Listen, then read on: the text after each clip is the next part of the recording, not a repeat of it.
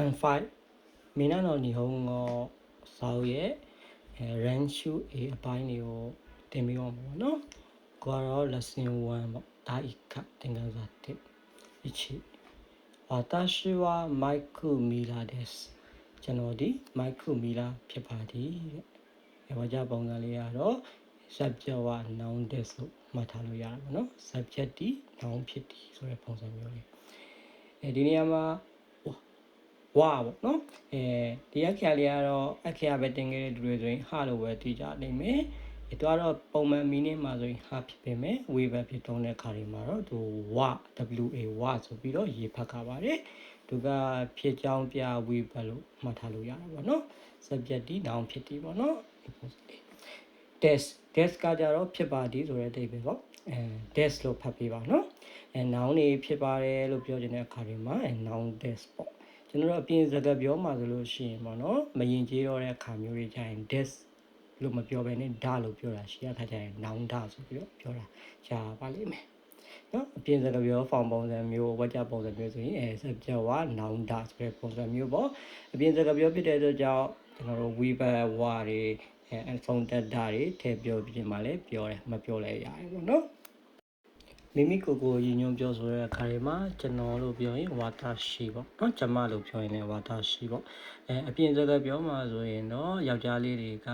အိုရဲဆိုပြီးတော့ပြောကြတယ်ပေါ့နော်သူကတော့နည်းနည်းရိုင်းတဲ့သဘောမျိုးရှိတယ်ငါဆိုတဲ့ပုံစံမျိုးသုံးတာပေါ့မိန်းကလေးတွေကကြတော့အတာရှိဆိုပြီးပြောတာလည်းရှိပါတယ်နော်လုပ်ငန်းဝင်နေမှာဆိုလို့ရှိရင်တော့ပေါ့နော်ကိုတက်ကြီးဝါကြီးရာထူးကြီးတဲ့လူတွေနဲ့စကားပြောတဲ့အခါမျိုးတွေမှာတော့ခုနပြောလိုက်တဲ့ပြင်စကားပြောဆန်နဲ့အိုရဲတို့အတာရှိတို့တိတ်မတုံးတင်ဘူးပေါ့နော်ပုံမှန်ဖြစ်တဲ့ယဉ်ကျေးတဲ့ဝါဒရှိကိုပဲပို့သုံးပေါ့နော်အိုရဲတို့အတာရှိတို့ကတော့အသက်ငယ်ချင်းတွေအသက်တိတ်မကွာတဲ့လူတွေယဉ်နီးနေတဲ့လူအချင်းချင်းပြောဆိုတာမှာပို့သုံးတင်ပါတယ်ဝန်ဆန်ဝါချူငခုချင်းဒက်ဝန်ဆန်ဒီတရုတ်နိုင်ငံသားတရုတ်လူမျိုးဖြစ်ပါသည်တဲ့သူများနာမည်တွေကိုခေါ်တဲ့အခါမှာနာမည်နောက်မှာဆန်ဆိုပြီးထည့်ပေးရတယ်ပေါ့နော်ဘာမှလို့ဆိုဦးကိုမောင်တော်မပုံစံမျိုးပေါ့နော်ဝမ်ဆိုတဲ့သူဖြစ်တဲ့အကြောင်းဝမ်ဆန်ဆိုပြီးတောင်းသွားတာပါပြီးတော့ချူငခုချင်းဆိုတာကချူငခုဆိုတာတရုတ်နိုင်ငံလို့ပြောတာပါဂျင်းဆိုတာလေးထည့်လိုက်မယ်ဆိုလို့ရှိရင်တရုတ်နိုင်ငံသားတရုတ်လူမျိုးဖြစ်သွားပါတယ်ပေါ့နော်အဲဒါကြောင့်မှတ်ထားလို့ရတယ်နိုင်ငံနာမည်နောက်မှာဂျင်းထည့်မယ်ဆိုရင်နိုင်ငံလူမျိုးပေါ့နော်ဥပမာမြန်မာဆိုရင်မြန်မာဂျင်းမြန်မာနိုင်ငံသားမြန်မာလူမျိုးဆိုတဲ့ပုံစံဖြစ်သွားတာပေါ့နော်လူနာမည်ကိုခေါ်တဲ့အခါမှာဆိုလို့ရှိရင်เนาะကျွန်တော်အပြင်စကားပြောတွေမှာဆိုရင်ပေါ့နော်ရင်းနှီးမယ်အသက်အရွယ်ကာချမှုတိတ်မရှိတဲ့လူငယ်ယောက်ျားလေးကလေးလေးတွေဆိုလို့ရှိရင်ခွန်ဆိုပြီးတော့တက်ခေါ်လို့ရတယ်ဥပမာ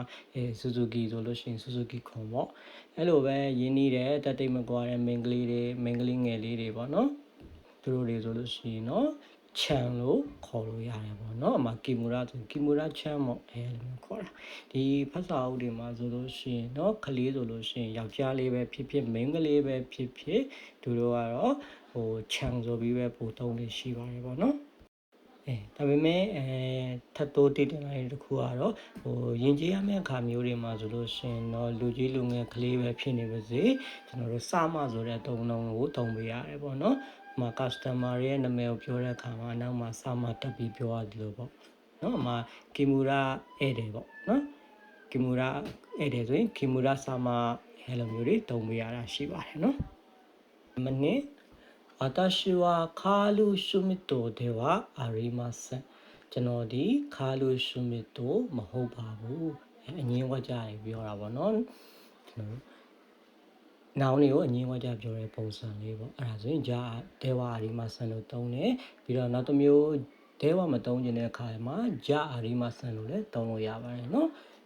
ဒဲဝနေရာမှာဂျာအသုံးပြုလို့ရတယ်ပေါ့နော်အနေငယ်စကားပြောပုံစံသွားတာပေါ့နော်ဝါကြပုံစံလေးနေနဲ့မှတ်မယ်ဆိုလို့ရှိရင်ဆန်ဒါမှမဟုတ်လေဆက်ပြဝနောင်ကြအာရီမဆန်ဆိုပြီးတော့ဗောနော်ဆက်ပြဒီနောင်မဟုတ်ပါဘူးလို့မှတ်လို့ရပါတယ်နော်မှတ်ထားမှာနောင်တွေကိုအရင်ပြောခြင်းဒေဝအာရီမဆန်ဒါမှမဟုတ်ဂျာအာရီမဆန်ဆိုပြီးပြောလို့ရပါတယ်အပြင်စကားပြောမှာဆိုလို့ရှိရင်တော့ကျွန်တော်တို့ဂျာနိုင်ဆိုပြီးပြောလို့ရပါတယ်နော်ပြောကြတာပေါ့ လာအခါကျရင်ဝါကြပုံစံလေးမှတ်ချင်း subject ဝ noun ကြနိုင်ပေါ့ subject ဒီ noun မဟုတ်ပါဘူးပေါ့နော်ပုံစံလေးနဲ့ပြောရမယ်ဆိုရင်တော့စာစကားပေါ့စာပုံစံတွေမှာဆိုရင်နော် noun တွေကိုအငင်းပြောရင် there were အာရီမဆန်တို့မဟုတ်ဂျာအာရီမဆန်ပေါ့အပြင်စကားပြောမှဆိုလို့ရှိရင်နော် noun တွေကိုအငင်းပြောရင်ဂျာနိုင်ဆိုပြီးတွဲပြီးပြောပြရတယ်ပေါ့ဥပမာအနေနဲ့ပြောရမယ်ဆိုရင်ဝါတရှိဝခါလူရှုမစ်တို့တဲ့ဝအာရီမဆန်ကျွန်တော်ဒီခါလူရှုမစ်တို့မဟုတ်ပါအဲ့ဒါကိုစကားပြောစကားလေးပြောလိုက်မယ်ဆိုရင်ဝါတရှိဝခါလူရှုမစ်တို့ဂျာနိုင်ကျွန်တော်ခါလူရှုမစ်တို့မဟုတ်ဘူးအဲ့လိုမျိုးပြောတာပေါ့နော်နံပါတ်3အာနိုဟီတိုဝါခီမူရာဆန်ဒက်စကာအဲ့ဒီလူဒီခီမူရာဟုတ်ပါတလားနော်အာနိုဆိုတာကအညွှန်းစာလုံးလေးပေါ့ဗျာအဲ့ဒီဆိုတဲ့အဓိပ္ပာယ်ဆောင်တယ်သူနောက်မှာ noun တွေတွေ့တုံးပေးလိုက်မယ်ပေါ့နော်အာနို noun ဆိုအဲ့ဒီ noun ပေါ့နော်မ meaning လေးတွေပေါ့ဟီတိုဆိုတာလူပုဂ္ဂိုလ်ကိုပြောတာပေါ့နော်သူမှာပို့ပြီးရင်ကြီးအောင်ပြောတဲ့အခါတွေမှာဆိုရင်ခါတဆိုပြီးတော့လူကြီးမင်းဆိုပြီးပြောတယ်ပေါ့နော်ဝါကြပုံစံလေးမှတ်မယ်ဆိုရင် subject 1 noun desk ပေါ့နော် subject ဒီ noun ဟုတ်ပါတယ်လားဆိုပြီးတော့ကျွန်တော်တို့ noun အမေးဝါကြပုံစံမျိုးလေးတွေပြောတာပေါ့နော်noun တွေကိုမေးခွန်းမေးမယ်ဆိုလို့ရှိရင် desk လိုက်ပေးတဲ့ပုံစံလေးပေါ့နော် noun desk ဆိုရင်noun ဟုတ်ပါတယ်လားဆိုပြီးမှတ်ထားလို့ရတယ်ပေါ့နော်ဒီမှာဝိဘတ်တစ်ခုထွက်လာတာပါလားအဲ့ဒီနောက်ဆုံးကခါလေးပေါ့ခါအမေးဝိဘတ်ပေါ့နော်အလွယ်တကူမှတ်ထားလို့ရတယ်ကိုပြောချင်တဲ့ဝါကြတွေအနောက်မှာအဲ့ဒီခါဝိဘတ်လေးထည့်ပေးလိုက်ရင်အဲ့ဒီဝါကြဒီအမေးဝါကြဖြစ်သွားတဲ့ပုံစံပေါ့နော်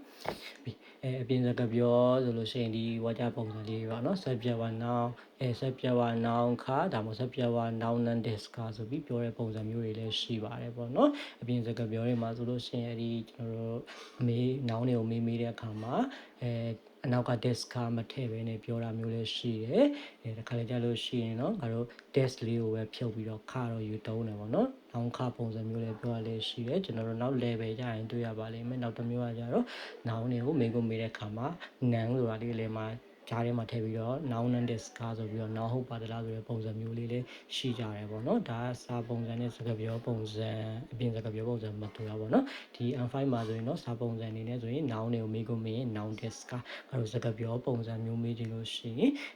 desk လုံးဝဖြုတ်ပြီးမေးတာအဲ့ဒါလေးလေးကိုကြည့်ရတာပေါ့နော်စာဟုတ်ပါတလားဆိုရင် home desk ပေါ့အဲ့ဒါကိုစကားပြောပုံစံ desk ဖြုတ်ပြီးမေး home အဲ့လိုမျိုးမေးတယ်လို့လေနောက်တစ်ခါကျတော့ desk လေးပဲဖြုတ်ပြီးတော့ noun ခါပေါ့သူကကျတော့ယောက်ျားလေးပြောတာများတယ်စကားပြောရန်ဆန်နေတာမင်းလားအဲ့လိုဆိုရင် oh my god အဲ့လိုမျိုးတွေပုံစံလေးတွေပေါ့နော်ဟုတ်ပြီနောက်တစ်ခုကဘဒူလဲလို့မေးတဲ့အခါမှာအခြေခံအဖြစ်ငါတို့ဒါတယ်ဆိုတဲ့ဘဒူလဲနဲ့ပို့ပြီးရင်ကြည့်တဲ့ဒိုနာတာဆိုတဲ့ဘဒူလဲဆိုတာရှိတယ်ပေါ့နော်ရိုးကတော့ဒါတယ်ပေါ့ဟလာရင်ကြည့်တဲ့အခါမျိုးတွေမှာဆိုရင်ဒိုနာတာဆိုပြီးမေးရတာပေါ့ဘယ်လိုခါမှဒါတယ်မေးလဲဘယ်လိုခါမှဒိုနာတာမေးလဲပေါ့နော်ဘဒူလဲကိုကျွန်တော်တို့ဟီတိုဆိုတဲ့မီနင်းနဲ့ပြောမယ်လူပုဂ္ဂိုလ်ဟီတိုဆိုပြီးတော့ရိုးလေးပဲပြောမယ်ဆိုရင်အမေးကဒါတယ်နဲ့ပဲမေးတယ်ဥပမာငါဝါကြအနေနဲ့ဆိုရင်အာနိုဟီတိုကဒါတယ်ဒက်စကာပေါ့အဲ့ဒီလူဒီဘဒူပါလဲပေါ့နော်ဟီတိုတုံးတဲ့အတွက်ဘဒူလဲကိုဒါတယ်နဲ့မေးပါတယ်ကျွန်တော်ကခတလူကြီးမင်းခတလို့ပြီးတုံးမယ်ဆိုလို့ရှင်တော့မေးခွန်းကိုဒိုနာတာနဲ့မေးရတယ်ဟုတ်ပြီနော်မေးဝါကြပုံစံလေးနဲ့ပြောမယ်ဆိုရင်အာနိုခတာဝဒိုနာတာဒက်စကာပေါ့အဲ့ဒီပုံကိုဒီဘဒူဖြစ်ပါတယ်လေပေါ့နော်လူကြီးမင်းကဘဒူပါလဲခမရပေါ့အဲ့လိုမျိုးပုံစံနေပေါ့နော်အာနိုခတာဝဒိုနာတာဒက်စကာအဲ့ဒီလူကြီးမင်းนี่ဘဒူပါလဲခမရအဲ့လိုပုံစံမျိုးရတယ်နော်နံပါတ်၄私は IMC の社員ですကျွန်တော်ဒီ IMC ဝန်ထမ်းဖြစ်ပါတယ်ဒီနေရာမှာပြောချင်တာ နော်ဝီဘက်ကိုပြောချင်တာပေါ့နော်အရင်ဆုံးကကြာပုံစံလေးမှတ်ထားမယ်ဆိုရင် subject က noun 1เนาะ noun 2တဲ့ subject ဒီ noun 1 noun 2ဖြစ်ပါပြီပေါ့နော်ဝီဘက်အကြောင်းပြောတာပေါ့နော်နော်ဝီဘက်ဆိုတာပိုင်ဆိုင်မှုပြဝီဘက်ပတ်သက်ဆက်နေမှုပြဝီဘက်လို့မှတ်ထားလို့ရပါတယ်ဘာသာပြန်မယ်ဆိုရင် e ပေါ့စကားပြောလို့ဆိုရင် yeah ပေါ့နော်အင်္ဂလိပ်လို့ဆို off သဘောမျိုးပြောတာပေါ့နော်အပြင်စကားပြောတွေမှာဆိုလို့ရှိရင်တော့ရှင်းမှလည်းပြောခဲ့ပူပါတယ်ငါတို့ desk ကိုဒါပြောင်းပြောတဲ့ပုံစံလေးပေါ့နော်ထည့်ပြောလဲရတယ်မထည့်ပြောလဲရတယ်ပေါ့နော်အရင်စကားပြောပြန်ထည့်မပြောဘူးပေါ့နော်subject က noun 1 or noun 2နော်ထည့်ပြောမယ်ဆိုရင်နော် subject က noun 1 or noun 2ဒါဆိုပြီးတော့ပြောတာပေါ့နော်ပွားဝကြလေးနဲ့ပြောရမယ်ဆိုရင်ကျွန်တော်က IMC ရဲ့ဝန်ထမ်းပေါ့私は IMC の社員ဒါနဲ့ပြောချင်ဝါတာရှိဝ I am seen or shine တာအဲလိုပြောတာပေါ့